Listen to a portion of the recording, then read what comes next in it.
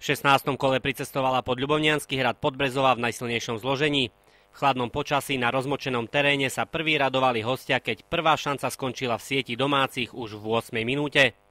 V 14. minúte zatrnulo divákom na tribúnach, keď sa po zrážke s Gáborom ocitol na zemi Rastio Pavlišin, ktorého musela odviesť s ťažkým zranením sanitka do miestnej nemocnice a po vyšetreniach bol prevezený do Prešova, kde sa podrobil operácii.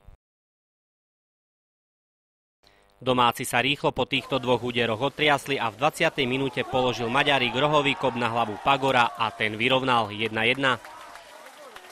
Smola sa prilepila na Goraľov v 32. minúte, keď Lojs z Krumáži nastrelil Kobra a od domáceho gólmana sa dostala lopta do brány 1-2.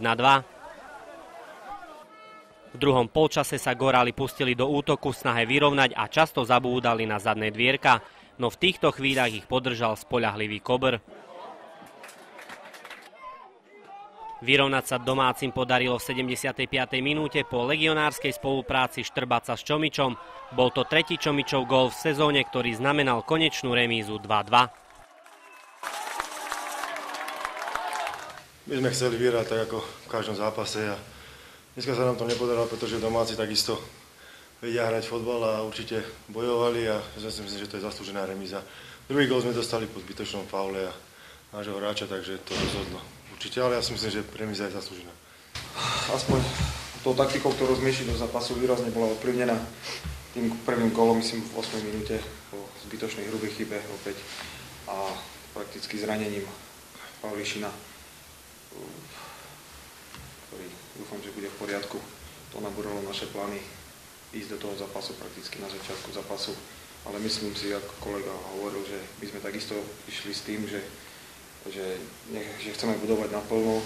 Zápas sa musel aj divákom páčiť, aj ten záver bol taký hektický. Fotbal sa hrá pre divákov. Myslím si tiež, že tá remíza je zaslúžená, aj keď sme tam mali od 60. myslím do 70. minúty také hluché miesta, kedy sme mohli inkasovať dvakrát.